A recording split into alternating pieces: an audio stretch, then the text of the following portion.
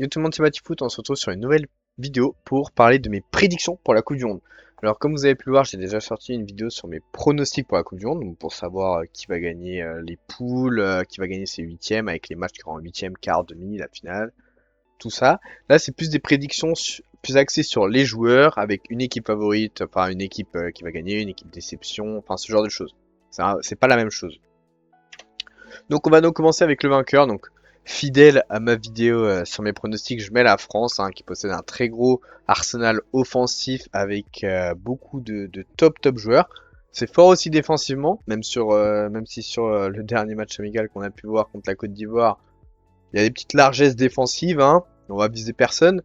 Donc je pense quand même que la France sera apte pour gagner cette Coupe du Monde. On a quand même une bonne génération, on a des bons milieux de terrain, on a un très bon gardien, donc la France, je reste sur mon vainqueur. Pour ce qui est de l'équipe surprise, je vais mettre le Canada. Pour la photo de Jonathan David, j'ai pris Lille, étant donné que sur la Juve, je n'ai pas trouvé de photo de lui, étant donné qu'il ne joue pas. Il ne joue pas, voilà, voilà, c'est compliqué, ok.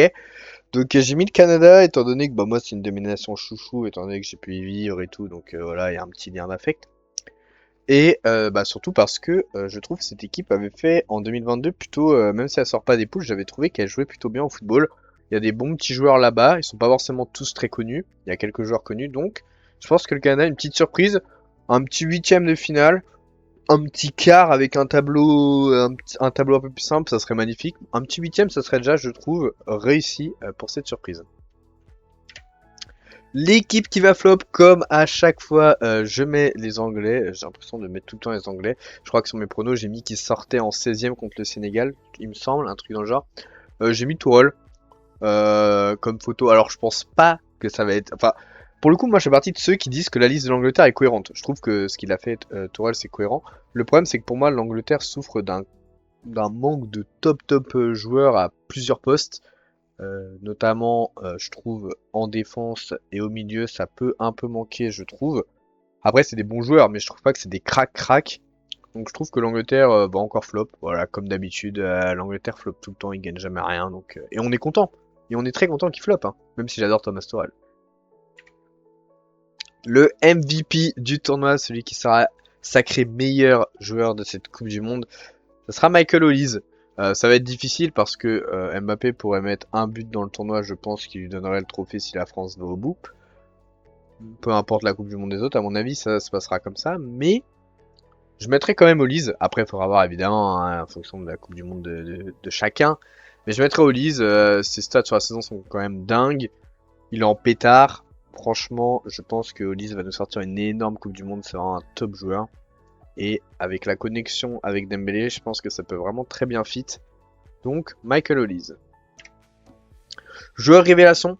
Alors, je sais que pour les puristes un peu, tout le monde connaît déjà un peu ce crack qui est évalué à plus de 90 millions d'euros déjà de Leipzig, Yann Demandé.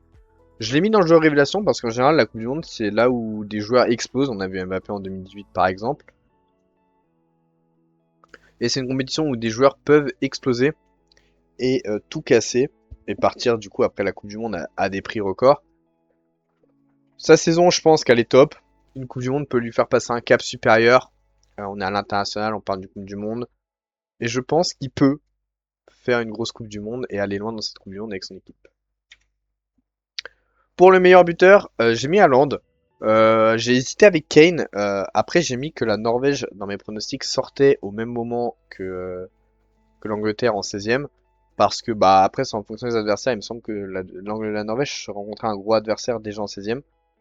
Mais je pense que Haaland va quand même marquer en poule. Il a quand même pas mal de buts, je pense. Notamment face à l'Iran, à mon avis, il va se régaler. Et j'ai plus confiance en la Norvège qu'en l'Angleterre pour aller loin.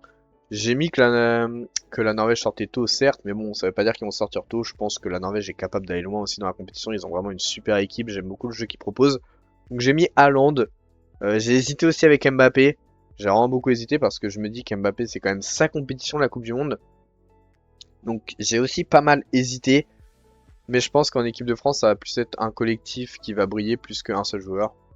On verra bien. Donc pour le meilleur passeur, pour garder un minimum de cohérence, si Olise est le meilleur joueur du tournoi, forcément, il y a quelque part où il aura staté un minimum.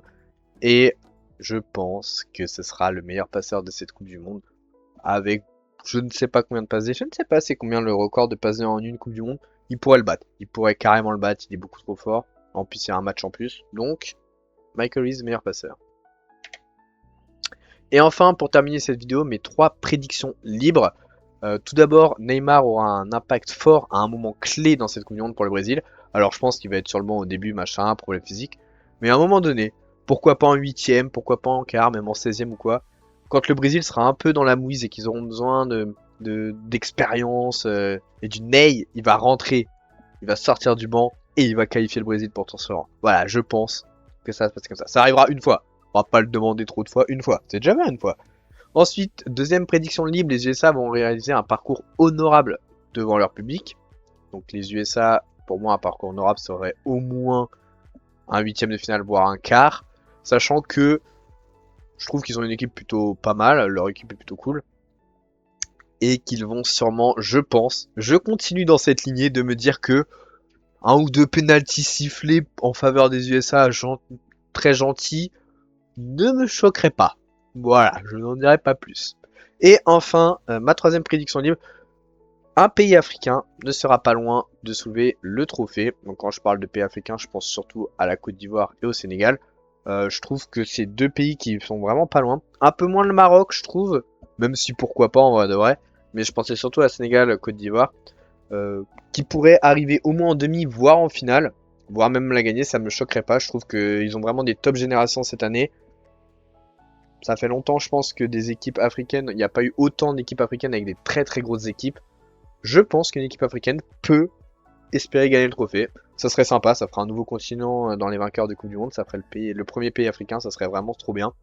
Donc, voilà mes petites prédictions libres, j'espère que la vidéo vous aura plu. C'était Batyfoot, on s'abonne, on like, on commente. Ciao, bye!